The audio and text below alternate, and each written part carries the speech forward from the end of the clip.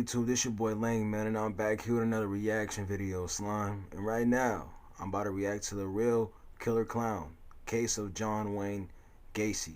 A lot of y'all been hitting me to react to this for a minute, so we here with it, you feel me? And y'all know with the forensic files or with like the killer case videos, y'all know these are like my favorites to do outside of my music and funny reactions, because like I always tell y'all, like it'd be the most craziest stories, you feel me? And you wouldn't think like these people would be capable of doing this to people, but they are, you feel me? Like, and it be people's loved ones, it be people's friends, it could just be a random, like it be the most craziest stuff with these, you feel me? And y'all know with these ones, y'all know we about to be chilling for the next 20 minutes, 25 minutes, so y'all already know, make sure to grab your favorite snack, favorite smoke, favorite drink, whatever, because we about to sit and chill for the next 20 minutes and we about to see what happened. Like, we about to see, because a lot of y'all in the comments was like, bro, this is like the real Pennywise, like the It clown. Like, I'm like, what? You feel me? Like, so we about to see. Let's get it, man. Let's go. You feel me? Let's get it. Although creepy clowns like Pennywise are terrifying, we know they are fictional. But what if I told you that one killer clown was as real as you and I, performing a whole array of tricks that were not intended for his audience? To many people, John Wayne Gacy was just the friendly man next door who loved to entertain young children. He often dressed up as his alter ego, Pogo the Clown, at parties that he hosted at his home for the entire neighborhood. Sounds like a regular Mr. Rogers, right? Well, not exactly. Welcome back to Twisted Minds. My name's James, and today we look into the case of John Wayne Gacy, a serial killer who would don the outfit and personality of a clown to perform unspeakable acts on young men.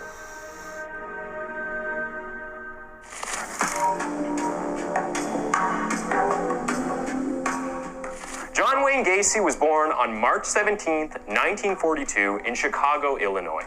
Sadly, Gacy and his siblings grew up with an alcoholic father who would beat them with a razor strap every time he was too drunk. His mother also got this treatment, often being beaten when his tyrant of a father thought she had stepped out of line. Things weren't just bad at home for Gacy, as he was also an outcast at school, being unable to play with other children due to a congenital heart condition. Gacy Sr. saw this as a weakness, something for John to be ashamed of.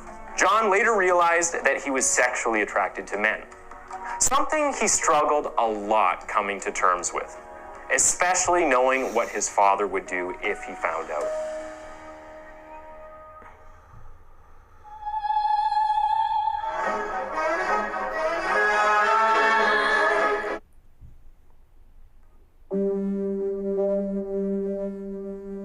As a teenager, he briefly worked as a mortuary janitor in Las Vegas, Nevada. After returning home, he graduated from Northwestern Business College and worked as a shoe salesman in Chicago, Illinois. Maybe this is where his love for theatrics began. They have a size 20 clown shoes section, right? In September 1964, Gacy married Marilyn Myers. Now part of the Myers family, Marilyn's father asked Gacy to manage 3 Kentucky Fried Chicken outlets. Although life seemed finger-licking good for Gacy, there was trouble in paradise, as Mr. Myers distrusted him. This was brought on by Gacy lying about his professional accomplishments, but who doesn't smudge a little on their resume? Gacy eventually became a self-made building contractor in the Chicago suburbs in the 1970s. It was during this time things were going great for Gacy, loved by clients and his community alike. One of the things that really made him popular, especially among children, was Gacy's alter ego. But I think we are getting a little ahead of ourselves, so let's send in the clown. John Wayne Gacy was a member of the Jolly Joker Clown Club in Chicago and often dressed up and performed as Pogo the Clown for children's parties, charity fundraisers, and other events. This is a detail you will want to remember later on in this video and erase by the end of it.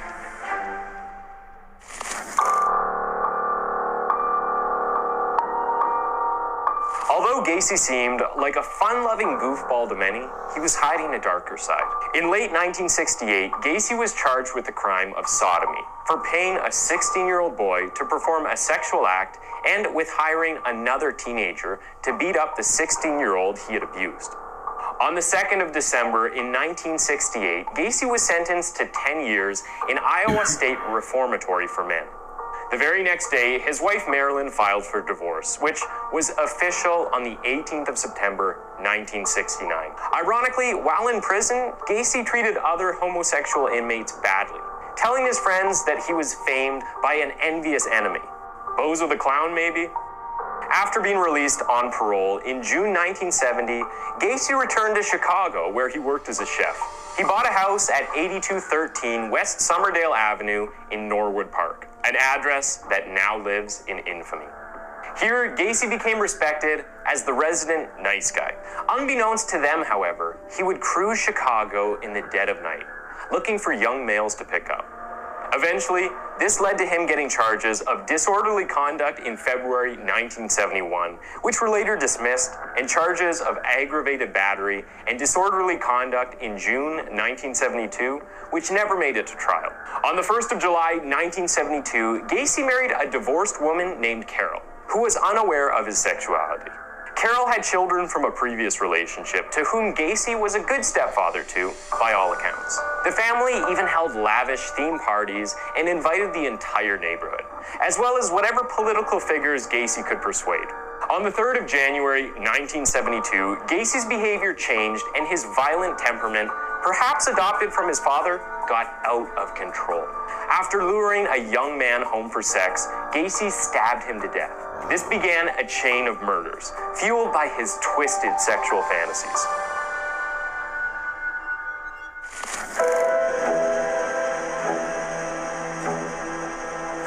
His construction company often lured young men eager for work, while at the same time, he would cruise gay bars to find young men. Once he persuaded them, he would take them home for sex. He would often drug his victims to make things easier, and, more disturbingly, make them handcuff themselves as part of a magic trick. When they were helpless, he told them, "The trick is, you need the key."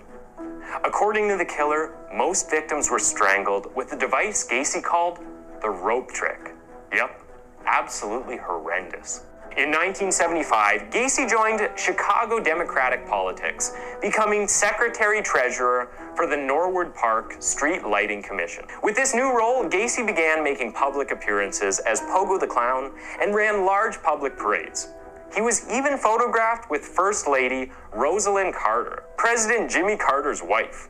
Gacy used his construction company to dispose of 30 bodies, burying them on his own land, especially in the crawl space beneath his house. Gacy would brush off complaints about an awful smell, blaming the crawl space's dampness. He must have had a way with words, because convincing people that rotting corpses were just a bit of damp is no easy feat.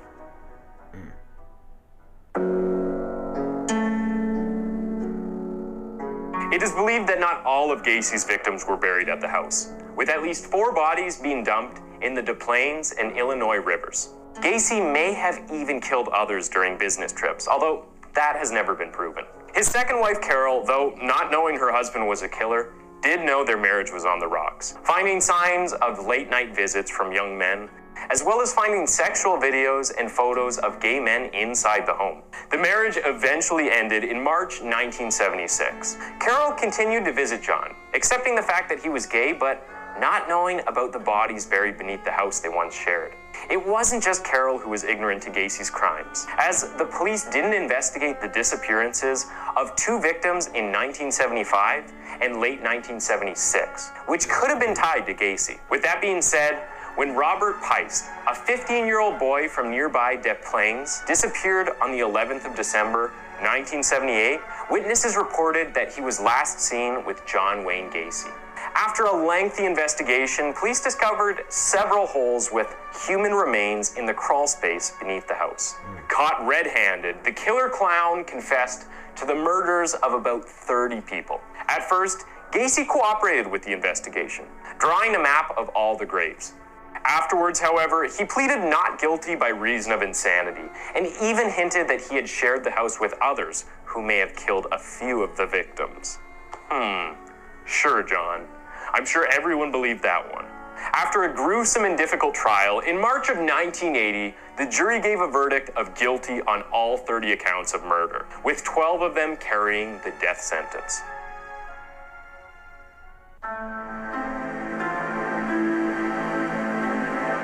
Over the years, people have speculated that Gacy was responsible for far more people they found, with 8 of his poor victims never being identified. Well, as Gacy learned firsthand, not everything can stay buried forever. In 2011, authorities exhumed the remains of the other 7 victims buried without police knowing who they were. Within weeks, the sheriff's office announced they had identified one set of remains as William Bundy, a 19-year-old construction worker. In 2017, one of the unidentified men, known simply as victim number... And it's just crazy how this dude was doing this to, like, kids, bro. You feel me? And y'all know, you feel me? If y'all been watching these type of videos, y'all know, bro, I have no sympathy for people like him, bro. You're out here doing this to kids, bro. You feel me? Like, that ain't cool, bro. 24, was identified as 16-year-old James Jimmy Byron Hackinson. In 1976, Hackinson had left his home in St. Paul, Minnesota, and traveled to Chicago to begin a new life in the city. On August 5th, he called his mother to let her know he had arrived safely, but shortly afterward, he had a run-in with a clown.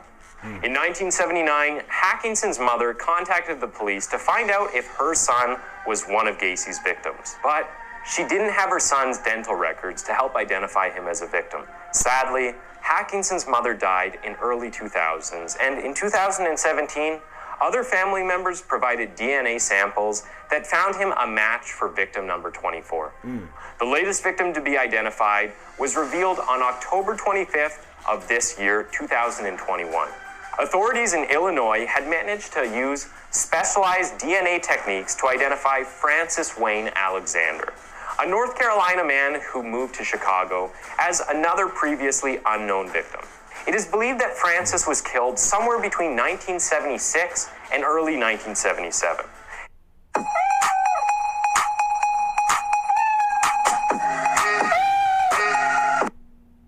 I'm calling in an airstrike before this escalates any further. This, of course, has brought closure to a family who have been desperate for answers for a staggering 45 years.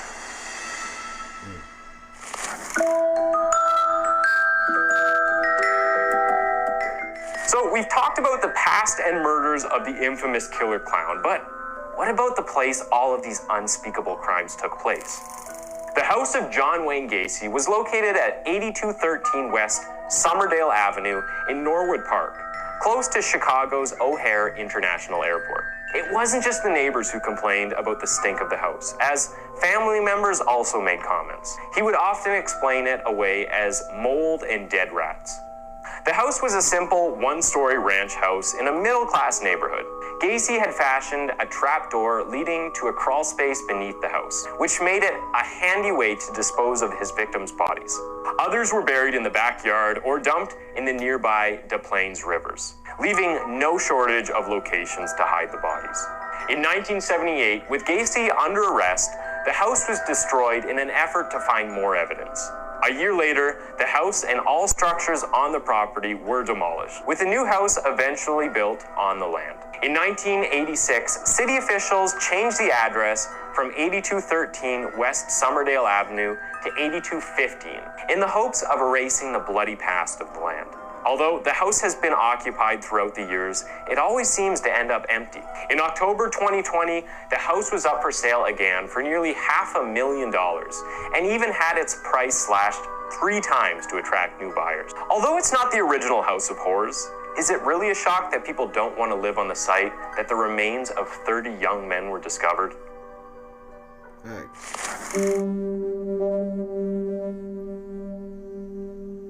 Gacy's trial began on February 6, 1980, with Gacy already confessing to all of his murders. The only thing left to do was to determine if he was insane. Gacy had told police that he had committed the murders while taken over by his alternate personality. Mental health professionals argued about Gacy's sanity, but it was the jury that finally found him guilty, establishing him as one of the most brutal serial killers in U.S. history. He was eventually sentenced to 12 death sentences, as well as 21 life sentences. John Wayne Gacy was locked up at the Menard Correctional Center in Illinois for almost a decade and a half, appealing his sentence and giving a number of contradicting stories about his murders during interviews. Despite his best efforts, he was eventually given an execution date. On May 10, 1994, John Wayne Gacy was strapped to the bed in full view of witnesses and administered a fatal injection. Before that final moment, however, Gacy was given his last meal, which was a feast of 12 deep-fried shrimp, French fries, a pound of strawberries, and a bucket of original recipe chicken from KFC. Yes, from the very same restaurant chain he managed for his father-in-law, Mr. Myers, 32 years previously. John Wayne Gacy is a serial killer that has gone down in infamy around the globe. A classic example of a seemingly nice guy with dark and heinous intentions that are fueled by lust and an unmerited hatred for his own sexual orientation. One of the workers involved in the demolition of John Wayne Gacy's house once said, "If the devil's alive, he lived here." After hearing the story of the killer clown, can you disagree? Clowns hide behind a mask of drama, color, and humor, but masks can also hide deep secrets and the faces of unfathomable evil. Thanks for tuning in to Twisted Mind. And I'm gonna end it right there, man. Like I said, man, bro, to me, deserved everything he got. You feel me? Like, bro, you was out here killing kids, and then you try to say that, no, bro, you was out here doing that. You feel me? I don't have no sympathy for you, you feel me? And I'm glad that you got what you deserve, you feel me? Because you didn't show them, your victims, no sympathy, so why should you get sympathy? That's just the way I see it, you feel me? But y'all let me know how y'all felt about this in the comments below, you feel me? And like I said, man, if y'all haven't already, check out my other, like, forensic episodes and my killer, like, cases and all that, you feel me? Make sure to check out my music reactions and the funny reactions over here. I got it all over here, you feel me? And I love y'all.